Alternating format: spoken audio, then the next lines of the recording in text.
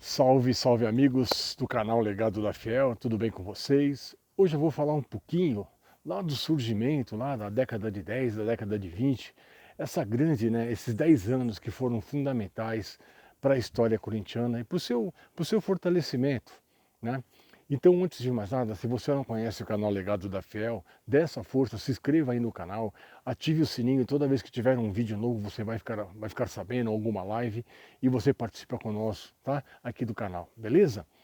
Então é o seguinte, primeiramente, quando o Corinthians surge em 1910, aquela ideia de operários, né, pessoas realmente que não eram muito bem aceitas ainda naquele convívio da elite do futebol, o futebol que era novo, mas o futebol que já era elitizado, tinha o futebol dos ricos e tinha o futebol dos varzianos.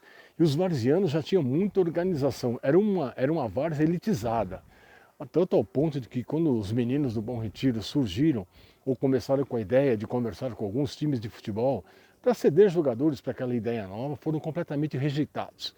Não existia a menor possibilidade de você colocar um time de operários jogando junto com aquele pessoal que já estava ali acostumado, que já tinha a sua sociedade, já tinha o seu piquenique, o seu baile, o seu sarau, né, os seus passeios de barco, os piqueniques na beira do próprio Rio Tietê, onde eles jogavam ali. Então já existia uma sociedade fechada. E quando os meninos do Bom Retiro vão atrás desses jogadores aí, a rejeição foi muito grande. Então, como uma parte não aceitava, outra parte se sentindo sensibilizada, por exemplo, o Domitila do Pari, que tinha o seu grande rival, o argentino, o antigo Aliança, quando soube dessa rejeição por parte deles, da não concessão de jogadores, automaticamente, como era um grande rival do argentino, o Domitila do Pari resolve ceder seus jogadores, como o próprio Tiradentes. E o próprio Botafogo do Tamanduateí, na época, que arrumava muita confusão no seu campo, lá na Paula Souza, lá embaixo, perto do Mercadão, se viu obrigado várias vezes a ir para a delegacia para devolver os bens, né, dos adversários que iam lá, e eram obrigados, às vezes, a atravessar o rio Tamanduateí a nado, em função de muita briga, muita confusão. Era um time muito encrenqueiro, aguerrido. E de lá veio sim a grande parte, talvez aí a grande semente, né? O grande alicerce para que o time do Corinthians fosse construído e constituído da forma como foi. Um time de raça, um time de muita luta, um time de muita pujança, um time que brigava realmente pelos seus interesses, e foi assim que surgiu o Corinthians. Um Corinthians de muita ascensão do povo mesmo, né? Os próprios imigrantes, os próprios comerciantes, as pessoas mais humildes daquele bairro se interessaram demais pelo surgimento desse time. E é assim que surgiu o Corinthians naquele momento.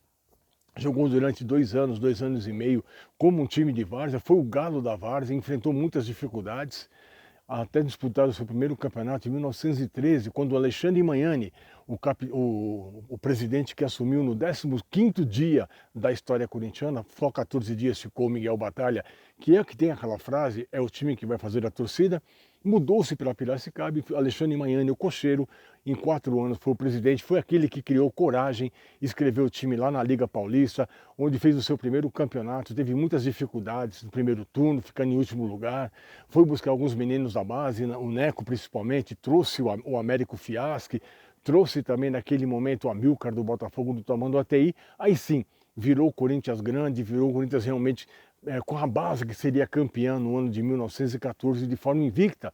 É a primeira vez que um time, na era do futebol, desde 1902 para frente, conseguia ganhar um título, tanto na Liga como na Ápia, que estava sendo formada naquele momento, o Paulo Paulistano, que também não aceitava a ideia do Corinthians, de times populares jogando entre eles. Essa divisão, o Corinthians ganha o Campeonato Paulista pela primeira vez em 1914 de forma invicta. Sofre um golpe em 1915, fica fora do Campeonato da Ápia, fica fora do Campeonato da Liga, surge a camisa preta e branca, surge o protesto, não pode escrever o jogador Davi, um negro que não podia jogar futebol no primeiro quadro. Todo mundo volta depois de 1916, ainda bem, só 2 jogadores que foram para o Palestra Itália, tanto o Bianco como o Luiz Fábio, e o Corinthians assim retoma novamente as suas atividades, sendo outra vez campeão paulista invicto em 1916. Em 17 de 18, cria a coragem de sair do Bom Retiro para jogar na Ponte Grande, onde constrói seu estádio para 8.000 lugares, com todo o aparato e todo o envolvimento da população, do povo, dos torcedores, jogadores, simpatizantes, sócios, todos participando. da construção do seu primeiro campo de verdade, sim, mas era um terreno que foi construído ali, um campo de futebol, como não foi anteriormente no seu primeiro campo do Lenheiro, também no Bom Retiro. Então o Corinthians é isso aí, o Corinthians é muita identificação com essas causas populares, com essas causas culturais e sociais. Foi assim que o Corinthians cresceu e se tornou a fortaleza que é até hoje. Gente, era isso aí, é só um recadinho, é só um pequeno aperitivo para vocês. Depois, amanhã, outro dia, falaremos aí sobre a década de 20 e 30 da sequência corintiana, tá? Então um abraço a todos. Se você não conhece o canal Ligado da Fiel, se inscreva agora, se inscreva no canal. Ative o sininho, compartilhe com seus amigos e dê uma chance para a gente crescer. E não esqueça de deixar o seu like. Como eu sempre digo, eternamente vai Corinthians, um abraço a todos e fiquem com Deus. Valeu, galera. Muito abraço.